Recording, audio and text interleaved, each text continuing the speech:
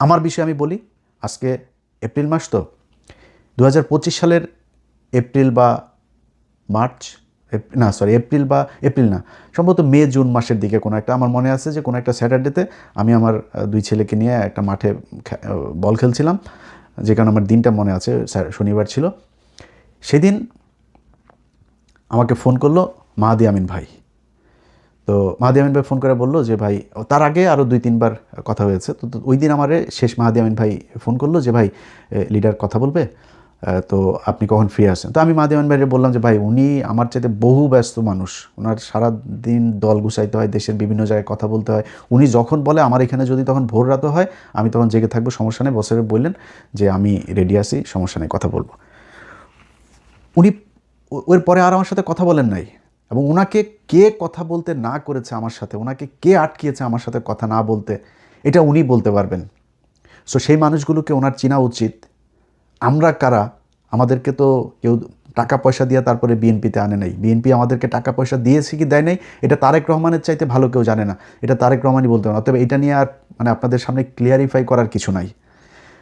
5 জানুয়ারি 2014, ইলিয়াস হুসাইন তখন বিএনপিও করে না, আওয়ামী লীগও করে না, জামাতও করে না, কিছুই করে না।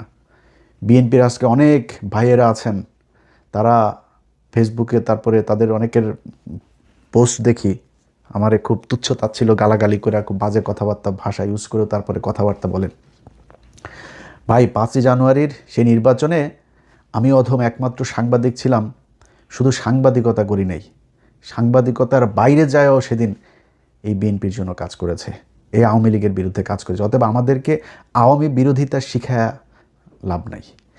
বিএনপির 15 বছরে তারেক রহমান, খালেদা জিয়া, তাদেরকে নিয়ে কোনো সমালোচনা করার কিছুই নাই, বিষয়টা এরকম না। এটা মানুষ মাত্রই থাকতে অনেক কিছু করা যাইতো, অনেক মানুষ করেছেও। আমাদের অনেক লোকজন এখন যাদেরকে বিরাট জাতীয়তাবাদ মনে বলে প্রচার করেন, তারা তারেক রহমান, তারা যে কি যেন উনি লন্ডনে থাকেন, কি মানে বিশাল একটা ভাব নিয়ে এইসব কথা, তারাও এখন বিশাল বড় বড় বিএনপি। দরকার নেই ভাই এত বিএনপি হওয়ার। তো আমরা 15 বছরে চাইলেও এরকম অনেক কিছু বলতে পারতাম, বলি নাই কোনো দিনও। অতএব আমাদেরকে নিয়ে যদি নাকি এখন বারবার বারবার সব কয়টা জায়গায় আমাদেরকে অপমানিত করা হয়, আর মনে করা হয় যে আমরা বিএনপির পিছনে পিছনে ঘুরবো সুবিধা নেওয়ার জন্য, আল্লাহ যেন জীবনে কোনো দিন এরকম সুবিধা না নেয়, কোনো দলের কাছ থেকেই না নেওয়া হয়। আজকে যারা মনে করছেন যে জামাত ইসলাম বোধহয় এই আমারে মনে হয় টাকা পয়সা দিয়া বোধহয় তারপরে জামাতের পক্ষে নিয়ে নেওয়া হয়েছে, মুসলমান যদি হয়ে থাকি, এক জবান যদি হয়ে থাকে, আল্লাহর সাক্ষী রাইখা, এই বাংলাদেশের মানুষের সাক্ষী রাইখা বলছি, যদি জামাত ইসলামের কাছ থেকে, খালি আমি না, আমারে তো সরাসরি দেওয়া তো পরের কথা, বাংলা এডিশন আজকে ধরেন 2 বছর হইতে গেল, জামাত ইসলামী বাংলাদেশ এই বাংলা এডিশনকে 4 আনা পয়সার কোনো বিজ্ঞাপনও দেয় নাই, 4 আনা পয়সার টাকাও দেয় নাই, বরং বাংলা এডিশনের উদ্বোধনের সময় বিএনপির অনেক নেতা আমাদের ফান্ডে টাকা দিয়েছেন, জামাত ইসলাম 1 টাকাও দেয় নাই। কেন গিয়েছি? মনে করেছি যেই বিএনপি নির্বাচনের আগে বলেছে যে বিএনপি আওয়ামী লীগ ভাই ভাই, নির্বাচনের পরে আওয়ামী লীগের সবার মামলা প্রত্যাহার করে নেওয়া হবে, এবং সেটা হচ্ছেও এখন।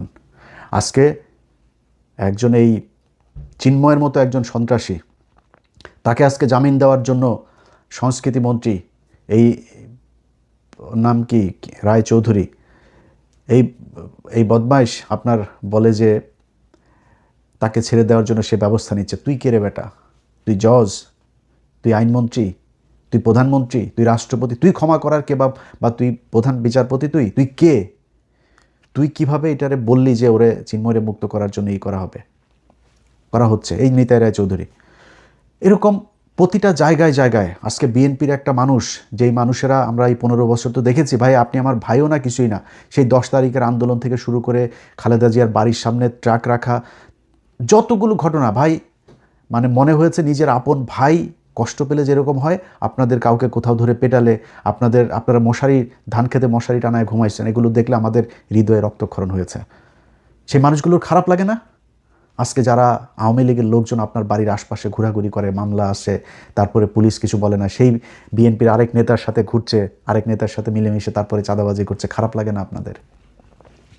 যদি খারাপ না লাগে এবং এইখান থেকে যদি বের না হয়ে আসেন, তাহলে ভবিষ্যতে আবার এই পৃথিবী একদিন আর 2 দিনের না।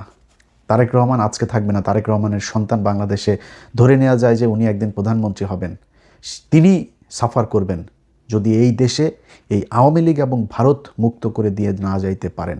আপনার গ্যারান্টি দিয়া বলতে পারি, মনে করেন জামাত ইসলাম যদি ক্ষমতায় আসে, কোনো দিন যদি জামাত ইসলাম ক্ষমতায় আসে, তাহলে এই জামাত ইসলাম ক্ষমতায় এসে কোনো দিন এমন কোনো কাজ করবে না যেটাতে আপনি নিশ্চিহ্ন করে ফেলতে চাবে, আপনাকে আপনার পরিবারকে নিশ্চিহ্ন করে ফেলতে চাবে, যেটা আওয়ামী লীগ করেছে। কিন্তু আওয়ামী লীগ যদি আবার আসে, তাহলে আপনার উত্তরসূরি যারা আছে তারা একটাও জীবিত থাকতে পারবে না। অতএব কোন দেশ রেখে যাবেন, কিভাবে রেখে যাবেন, সেটা আপনাদের ইচ্ছা। আমরা ভাই অধম, আমাদেরকে নিয়ে টানাটানির দরকার নাই, আমাদের দরকার নাই, আমাদেরকে ফোন করারও দরকার নাই, আনিস আলমগীর ওনাদের সাথে কথাবার্তা বললেই চলবে। বরং কুত্তারে হাড্ডি দেওয়া সামনে রাখেন। বাট জিনিস একটাই চাই তারেক রহমান, সেটা হচ্ছে ইন্ডিয়ার পেটের মধ্যে আর ঢুকেন না। যদি ইন্ডিয়ার পেটে ঢোকেন, এবং আমরা এখনও দেখছি যদিও অনেক সমালোচনা আছে, অনেক কিছু আছে, বাট আমি এখন পর্যন্ত বিএনপি ক্ষমতায় আসার পরে যতগুলো জিনিস দেখেছি, যেমন আওয়ামী লীগের কর্মসূচি নিষিদ্ধ করার, এটা আইনে পরিণত করা হয়েছে। তারপরে আইপিএলের খেলা দেখা, এটা সম্প্রচার বন্ধ ছিল। আরও কিছু বিষয় আছে যে বিষয়গুলো আস্তে আস্তে, তারেক রহমান আপনার উপরে চাপ নাই, ভারতের বিরুদ্ধে যদি কাজ করতে চান, যদি পারেন আমাদেরকে জাস্ট একটু জানাইলেই হবে যে আমাদের পলিসি এটা, এইটুক জানলে উপকৃত হব, মানে জেনে অন্তত শান্তিতে থাকবো যে না ঠিক আছে এইভাবে হচ্ছে, বা আমাদের কথাবার্তা বলতে আমাদের কাজ করতেও সুবিধা হবে। বাট যদি মনে করেন যে সময় প্রয়োজন, আপনার হঠাৎ করে এসেই যেই দেশটা একদম রয়ের পেটের মধ্যে ঢুকিয়ে দিয়ে গেছে, এখানে এসে আপনি আপনার বাবার মতো হঠাৎ করে এসেই তারপরে যদি সব চেঞ্জ করতে চান, সেটা আপনার জন্য হিতে বিপরীত হইতে পারে। সময় নেন, সমস্যা নাই, যেই কৌশল অবলম্বন করতে হয় সেটাই নেন, কোনো সমস্যা নাই, কিন্তু দেশটাকে ভারতমুক্ত করে দিয়ে যান। এটাই আপনার কাছে অনুরোধ, কিচ্ছু চাই না। 15 বছর বিএনপির জন্য যা করেছি সেটার জন্য কিছু চাই না, ভবিষ্যতেও কিছু চাই না, এখনও কিছু চাই না। আলহামদুলিল্লাহ, এই বাংলাদেশে শেখ হাসিনা নাই, এর চাইতে বড় আনন্দের বিষয় আর কোনো কিছু নাই। আমি যদি বাংলাদেশে যাইতাম, আমারে তো এয়ারপোর্ট থেকে ছিন্ন ভিন্ন করে দিত। এখন আমি চাইলে বাংলাদেশে যাইতে পারবো, কী করবো? আমার জেলে আটকায় রাখবে, আমার ফাঁসি দিবে, আমার কি করবে? জীবনের নিরাপত্তা, যেহেতু ভারতের বিরুদ্ধে কথা বলেছি, বিশেষ করে আমি, পিনাকি ভট্টাচার্য, এই দুইজনের জীবন সারা জীবনই ঝুঁকির মধ্যেই থাকবে ভারতের কারণে। অনেক মানুষজন আছে, অনেক কথাবার্তা বলেন, পিনাকি ভট্টাচার্য এই করেছে, পিনাকি ভট্টাচার্যর হলো হিন্দু, যেহেতু ওনার বোধহয় ভারতের সাথে উনি অনেক দেশের বিরুদ্ধে। ভাই, পিনাকি ভট্টাচার্যকে আজ পর্যন্ত তিনি যত ভিডিও করেছেন, কোনো ভিডিওর কথাবার্তা যখন যেই পজিশন নেওয়া দরকার পিনাকি ভট্টাচার্যকে দেখেছি, তখন তিনি ওই পজিশনে নিয়েছে। আমি নিজেও চেষ্টা করেছি যে পিনাকিকে নেগেটিভলি একটু দেখার জন্য, বোঝার জন্য, পাই নাই কোনো কিছু। তো এখন আপনি আমার ধাক্কায় পিনাকির বিরুদ্ধে কথা বলাইতে পারবেন? পিনাকির ঠিক জায়গায় আছে, পিনাকি যেটা চায় সেটা আমি চাই। এটা যদি আপনিও চান, তাহলে আপনি শান্তিতে থাকতে পারবেন। আর যদি না চান, ঘাটতারামো করে তারপরে হাসিনার মতো মানুষকে কি বললো ওগুলোরে বটটট বইলা উড়াইয়া দেন, তাহলে সমস্যা। আজকে যে জুলাই সনদ নিয়ে এত কথা বলে, এই জুলাই সনদ আপনি 1.5 বছরে করেন নাই কেন? আমি অন্তত 5টা ভিডিও করেছি ডক্টর ইউনূসকে 20 বছর ক্ষমতায়, আজীবন ক্ষমতায় চাই, যতদিন চাই ততদিন ক্ষমতায় চাই, আমরা বিশ্বাস করেছিলাম। অনেকে আমার ওই ভিডিও আবার এখন মাঝে মধ্যে, ভাই আমি না, বাংলাদেশের প্রতিটা মানুষই চেয়েছে ইউনূস থাকুক, সবাই মনে করেছিলাম সে শেষ বয়সে অন্তত একটা ভালো কিছু করে যাবে, সারা জীবন মানুষ তাকে মনে রাখবে। আজকে মান সম্মান কোথায় আছে ডক্টর ইউনূস? আপনি এবং আপনার উপদেষ্টারা, আল্লাহ যদি বাঁচায় রাখে এই বাংলাদেশে, দেখবো আপনাদের অবস্থান কি। কোনো জায়গায় কোনো কিছু করে নাই ডক্টর ইউনূস।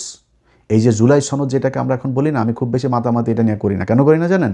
এটা জুলাই সনদ, আমি সংবিধান ছুঁড়ে ফেলতে চাই, কিন্তু জুলাই সনদ আমি চাই না। এটা ইউনূস সনদ।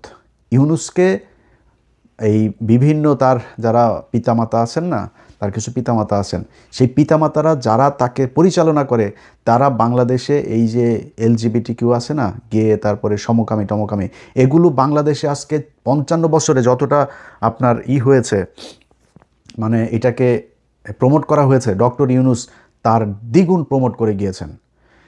এই গেল বছর রোকেয়া, বেগম রোকেয়া, এটা ছিল হলো এই যে নাম কি, তসলিমা নাসরিনদের পূর্বসূরি, ওরাই ওই ন্যাংটা এই ইয়েগুলি, এই যে জাউরামিগুলি যত আছে, যে নাস্তিকতাবাদ, ইসলাম বিদ্বেষী, এগুলো এই বেগম রোকেয়ারা শিখিয়ে গিয়েছে।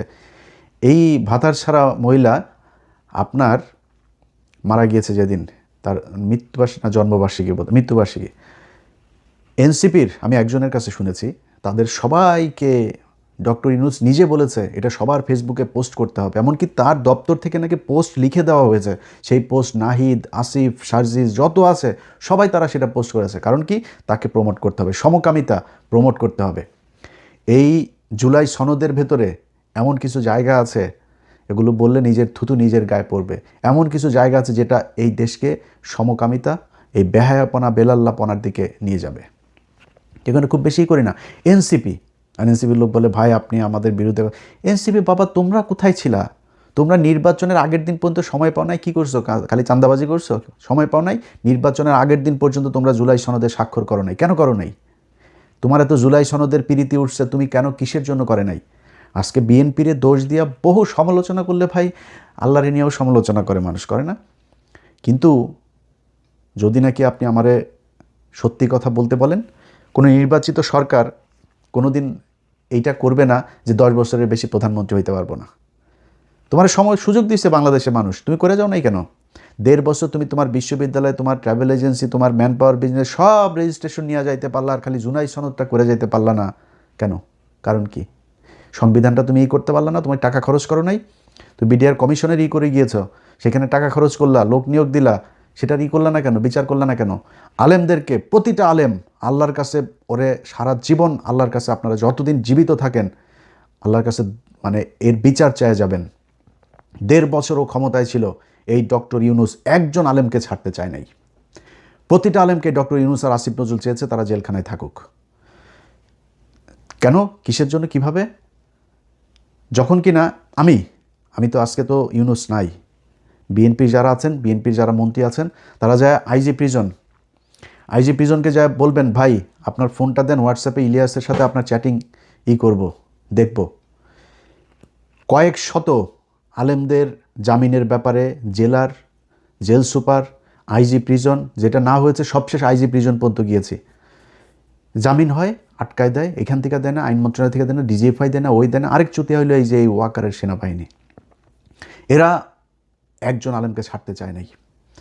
আপনারা হাদি যেদিন মারা গেল, খবর এলো যেদিন মারা গেল, মৃত ঘোষণা করা হলো, সেদিন দেখেছেন সব পুরো গোষ্ঠী শুদ্ধ ধুইয়া দিচ্ছে সেদিন। তারপরে আমার এই যে তার আগে আবার প্রথম আলোর ঘটনা, তো প্রথম আলোর ঘটনা আমি মনে করি, আমি যদি নাকি মৃত্যুর পরে যদি নাকি আল্লাহর কাছে যায় একটা কিছু দেখাইতে চাই যে আল্লাহ আমি বেহেশত চাই এটার কারণে, তাহলে প্রথম আলোর বিরুদ্ধে থাকা এটা আমার একটা বড় কাজ। সো এটা নিয়ে আমি একদম রিগ্রেট ফিলও করি না, নিজেরে দোষীও মনে করি না, কিছুই মনে করি না। এখন এই যে প্রথম আলোর এই যে ঘটনা যত কিছু আছে এগুলো মিলায় আইসা আমার এই করলো, বাংলা এডিশন বন্ধ করলো। আমি এখনও সরকারের কারো কাছে যা করি নাই, আমি নিজে আপনাদেরকে এখনও ফেসবুকে বলিও নাই যে বাংলা এডিশনের যেই পোর্টালটা আছে, পোর্টালের নিবন্ধনটা তারা স্থগিত করে গিয়েছে, সেটা বিএনপি এসে এখনও খুলে দেয়নি, বলিও নাই যদিও, তো আশা করি খুলে দিবে। এখন এই যে এত কিছু হইল না, শেষে বললাম না কেন বললাম জানেন? এই ইউনূস সহ সবগুলারে কেন ধুইলাম জানেন? ধোয়ার পিছনে একটা কারণ আছে ভাই। আপনি, অনেক মানুষ আছে জ্ঞান দেয়, হ্যাঁ ভাই আপনি এটা এরকম কেন করলেন, এরকম কেন। আরে বেটা তোর খারাপ লাগে না, আমার খারাপ লাগে। কি খারাপ লাগে জানিস আমি কি করেছি? 1.5 বছর আলেম, বিডিআর এদের জন্য বহুত কিছু নষ্ট করেছে, বহুত মানুষের সাথে সম্পর্ক নষ্ট করেছে। আজকে সেনাবাহিনীর সাথে যে আমার যে সমস্যা, এই পিলখানার ঘটনার বিচার যদি আমি না চাইতাম, সেনাবাহিনীর সাথে আমার কোনো সমস্যা হইতো না।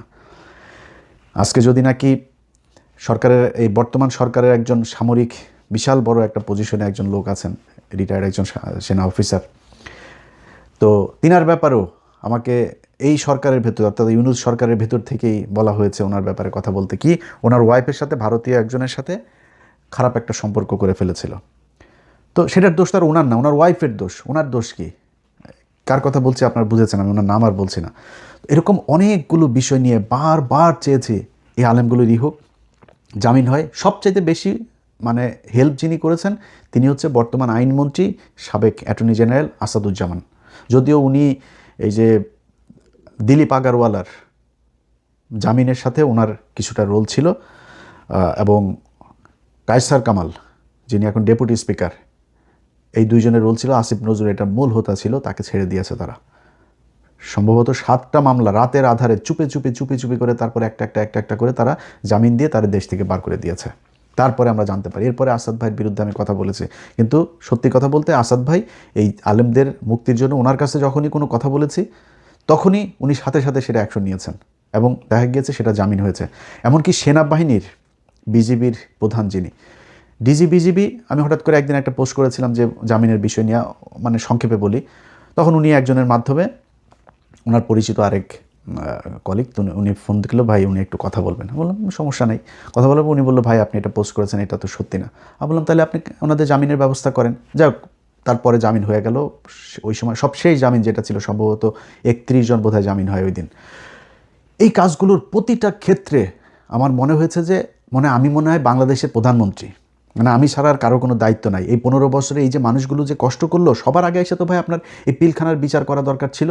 সবার আগে এসে যে আলেমগুলো জেলখানায়, এদের উপরে সবচেয়ে বেশি জুলুম নির্যাতন হয়েছে, তাদের এই বিচার করা দরকার হয়েছিল, করে নাই। এগুলো নিয়ে আমার সাথে সমস্যার শুরু হলো। এবং ওই দিন আমি তারেক রহমানের আশপাশের কিছু লোকজন আছে, যেমন কায়সার কামাল টামাল, এদেরকেও ধুইছিলাম।